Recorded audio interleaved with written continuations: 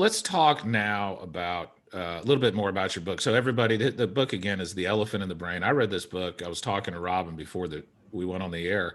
I read this book a couple years ago. I read tons of books every year, and my favorite books I always make notes on. And I had a lot of notes on your book, Robin. I went back and looked at them, and I think your book, that basically my notes at the very beginning say that the major point in your book is essentially we act on hidden motives all the time in public, just like we act on hidden motives in private when we deceive ourselves. So that's kind of how I summarized the book to me. But what I'd like to do, Robin, given the current state of affairs, is I'd like to talk about your book, some of the specific examples of how we deceive ourselves and others. And then I want to get your thoughts on how this applies to what is going on politically right now, all this craziness. I mean, who would have thought there would be an antler wearing,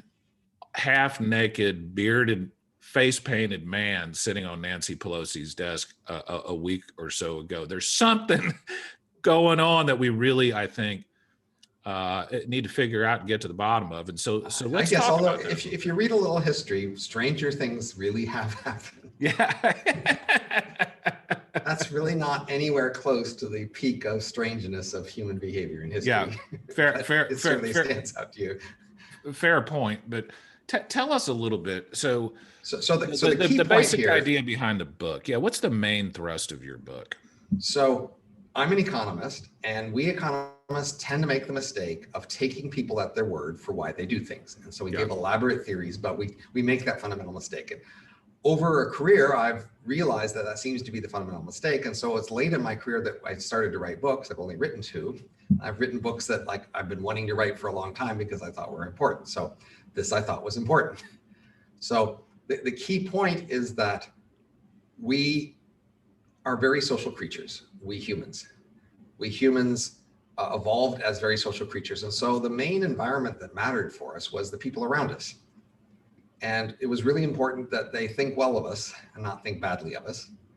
And humans have norms, that is, rules about what you're supposed to do and not supposed to do. And so one of the most important things that happens to us is that we might get accused of violating a norm. And in that case, we want to be ready to defend ourselves, to say that we aren't violating a norm.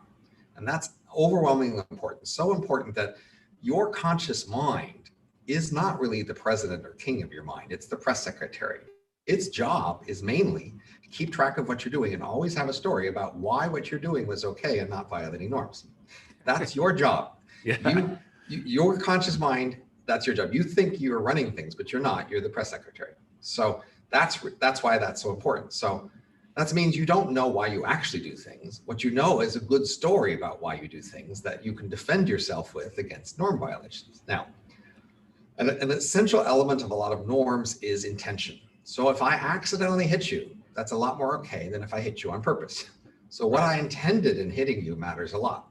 Well, that's why your motives matter a lot. That's why your conscious mind is not only looking at what you're doing and asking, why was my arm anywhere near your face? It's asking, what were my motives? And so I would need to be very ready all the time to tell you what my motive in doing any particular thing is to justify that I didn't have the wrong motives that violate the norms. So this is why you don't know your motives, because you aren't choosing most of your actions. You're explaining them or justifying them, and you're looking for good-looking motives, good enough looking motives that will take away the accusations. So that's the key story here about why you don't know your motives. Now, in principle, that story could be consistent with people who are usually right, but just wrong every once in a while. And so when we look out in the world, we do usually know that people are sometimes wrong about why they do things. It's a common knowledge thing about human behavior. Sometimes people are self-deceived, right?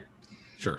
Sometimes people are in denial, right? You might be in denial about whether your spouse is having an affair. So you kind of know, you see the clues, but you look away, for example. That could be, something's going on. So we know that's a thing that happens for people. The question is, how often does it happen? And of course, does it happen for you? And so our main message isn't just that it's possible sometimes that you might be self-deceived and wrong about your motives. Our main story is going to be you're self-deceived and wrong about your motives a lot. Yeah. all through your lives. Now, the only way to really convince you of that is to go through area by area, one at a time, and say, let's look at this area. This is what you say, why you're doing it, and let's look at some other possible theories.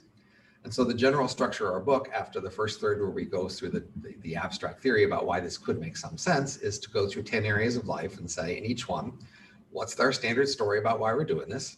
What are some puzzles that don't make that much sense from the point of view of that standard theory? And what's an alternative theory that makes more sense of these puzzles? And for each one, we come up with a different motive that makes sense of the puzzles and does make sense as something people might do. And we hope that with 10 of those areas, you'll start to believe that maybe you were wrong about a lot of things, not just a couple of them. You know, one thing that so I've done a lot of work on cognitive bias, a lot of reading, a lot of study.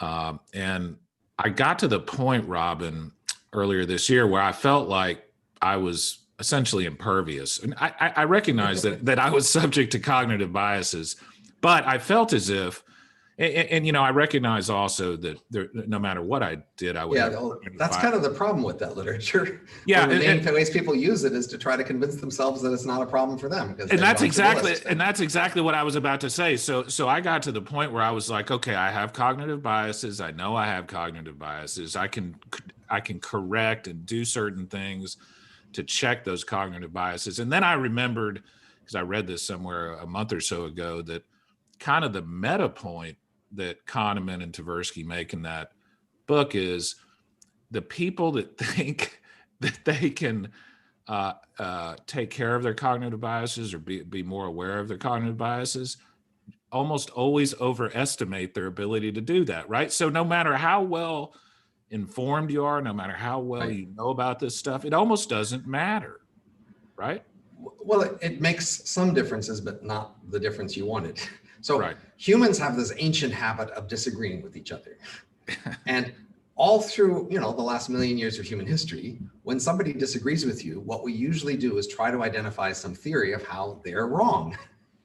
Yeah. And our story of them being wrong usually has some version of a mental mistake they made or a tendency of mistakes they made that they're unaware of. And that is, in fact, our usual way of making sense of disagreement. We say, well, I'm right and they're wrong, but they have screwed up somehow, and it could have been one of these mess ups. So in that sense, people have long been aware of the concept of bias or the concept of mental mistakes, and they have invoked it systematically in their lives to explain other people. And they're happy with being able to more easily see other people's mistakes than their own, because that lets them continue to decide I'm right and they're wrong, and I don't need to change my mind when I hear someone disagree with me. So the problem is, of course, you're wrong on average as much as they are.